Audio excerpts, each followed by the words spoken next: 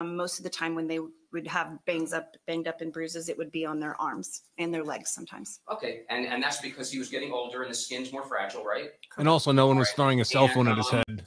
Would you agree with me that the face is a pretty fragile area? Objection. Faces. There's no predicate like. Overruled. Would you agree with me that the face is a fairly fragile area? I have no idea. I think the skin on different parts of your body are different. Okay, well, I'm asking you about the face. I don't know is a perfectly acceptable answer. Yes. Okay, probably even a little more thinner, you think?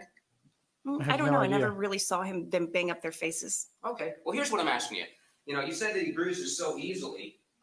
Let's say that, you know, something was thrown at him really hard, like a really hard, dense object, and it hit him right in the face. Since he bruises so this easily, is pure speculation. Also speculation. It goes directly to what was on direct. This is not what was on direct at all. He's only saying those words about direct because it seems to convince this judge. See? Sure. Yeah.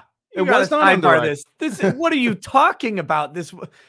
He did not ask a single question like this on direct. And she's not an expert witness. She has testified that she has no knowledge of what would happen to their faces because their faces are not normally banged up. This is insane. It's like he knows the objections are going to be sustained and overruled on a flip the coin basis. So he'll just take his chances.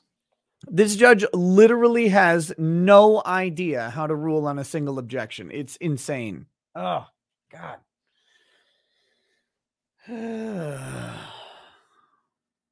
Wow. I got to read some of these. Scooter McDuder says something I haven't seen brought up that I think should be a point the state should be hammering into the ground. Didn't Reeves know his cop son was right there and capable of stopping Olson? The son was not right there and capable of stopping Olson. And there's no evidence that he would know that. Did he know that? Where's the evidence? I think so. His son was at the theater and just entering the theater. Yeah.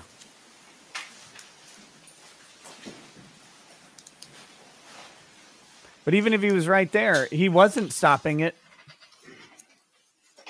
So you're saying how he bruises very easily. Correct. All right. And, yeah, and just from touching something. Not touching something, but if you like bang your arm on something or hit it on something or were to scrape it on this counter or something like that, yes. Okay. And I would assume then if he got hit with an object in the head, based on what you're saying about how easily he bruises. What kind of question is that? You would assume. Been bruised then on his face, right? Objection. I wouldn't know that because I would think that your skin on your arms has more give, where your skin on your face is harder. So I don't know. I don't know how but you bruise differently on different parts of your body. You know that. You punk. All right. Let's since you threw it back that way, let's talk about that. So I'm not actually. I didn't plan for this cross. Your skin near your cheekbone. I mean, would you agree with me that that's fairly thin? Because right underneath that skin part's hard bone, right? How could you testify about skin thickness? Where your skin is thicker or thinner. All right. I don't. Move on. Yeah, his objection was this. And sometimes that's what you got to do.